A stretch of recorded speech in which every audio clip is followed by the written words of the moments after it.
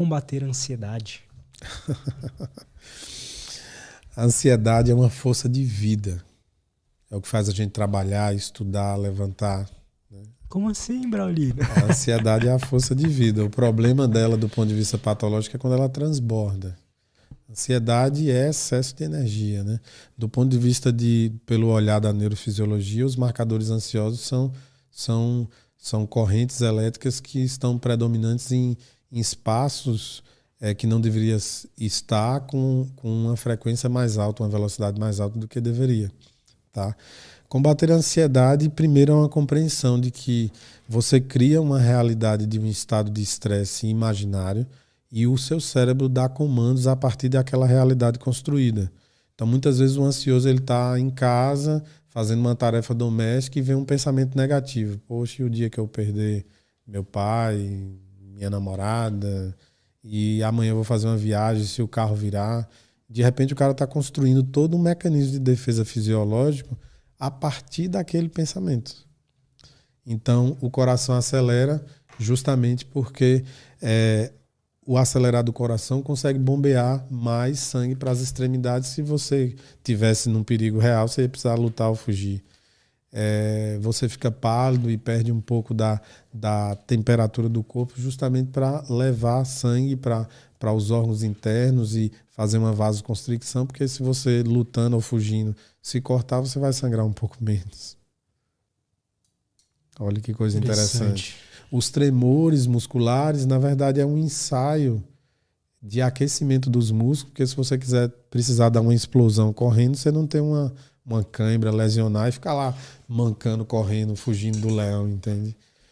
Então, assim, acima de tudo, o processo ansioso precisa de um diálogo, que eu costumo dizer que o grande mecanismo para romper isso é você aprender a intervir no único sistema fisiológico que é consciente e automático ao mesmo tempo e inconsciente, que é o seu processo respiratório.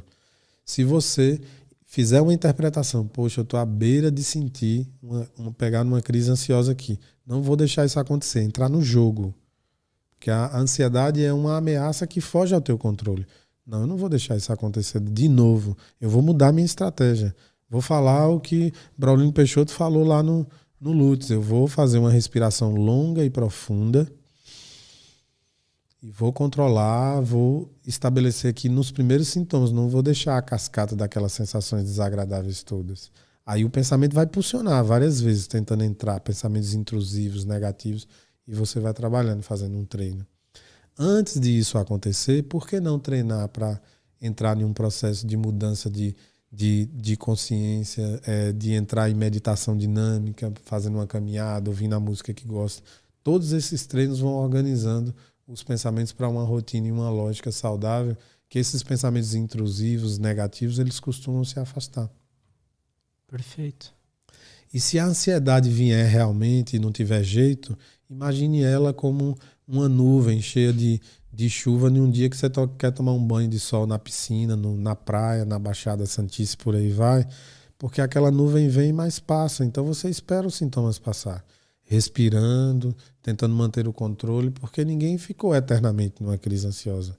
Por mais que ela demore e gere uma angústia, por exemplo, nos quadros de transtorno generalizado de ansiedade, o mal-estar pode durar horas, mas são picos menores do que na crise de pânico, que você tem uma sensação iminente que vai morrer a qualquer momento. A crise de pânico, ela faz uma parábola matemática, são 10 minutos subindo, chega no auge, 10 minutos descendo e esvaziando como uma bexiga. Qual é o grande problema? É que a crise de pânico gera a síndrome do pânico. A crise do pânico é o estado, o pico maior do medo. A síndrome do pânico são os comportamentos evitativos, que você fica com medo e tem medo de novo. E aí você começa a ter comportamentos evitativos que atrapalham a sua vida e isso fica patológico tanto quanto. Ou seja, de novo, se você for treinado para o jogo da vida, você vai para o pau, para a luta. E você nunca vai ter síndrome do pânico.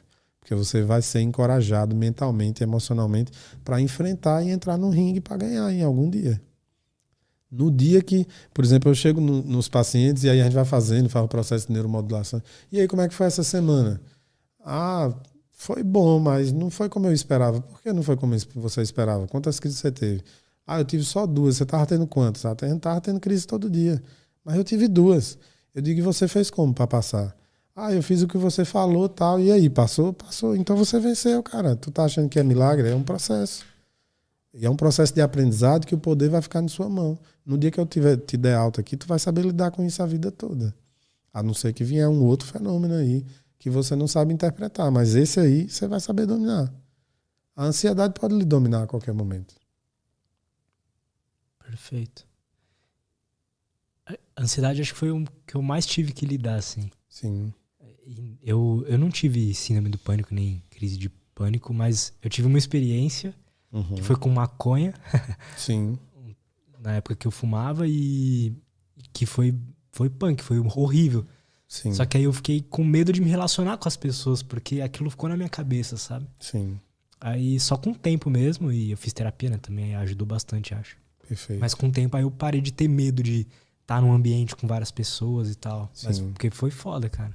Eu imagino como é que é pra pessoa que tem síndrome do pânico, sabe? Que ela tem isso nela mesmo. O meu foi induzido por substância, né? Sim. A maconha é interessante nesse sentido porque ela aumenta muito o pico alfa, né? A potência do pico alfa. E se você já tem uma potência considerada saudável e você modula com a maconha sem necessidade, vamos dizer assim, você vai avançando esse pico e passa do limite. Então, uma das consequências são crises ansiosas. É muito comum. Caramba.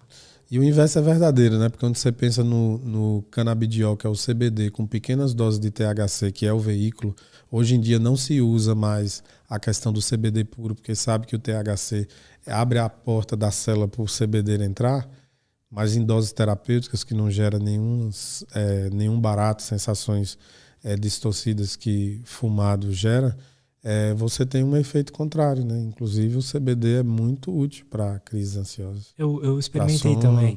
A experiência foi muito boa. Sim. Eu peguei de um conhecido, não façam isso, hein? Que ele tinha um restinho lá do prescrito.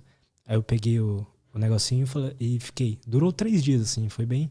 Mas foi uma experiência legal. Eu tava num momento que eu tava bastante ansioso, eu sou bastante elétrico, né? Aqui no podcast não dá pra perceber, mas quem vive comigo sabe que eu sou muito elétrico. E aí, eu não tava conseguindo mais fazer uma das coisas que eu gostava, que era sentar no sofá e assistir um podcast de 3 horas, por exemplo. Sim. Que é algo que eu amava, só que eu não conseguia ficar parado mais. Aí quando eu tomei o CBD, eu consegui fazer isso, consegui ver filme, que eu também não conseguia. Perfeito. Então, pra mim foi muito bom.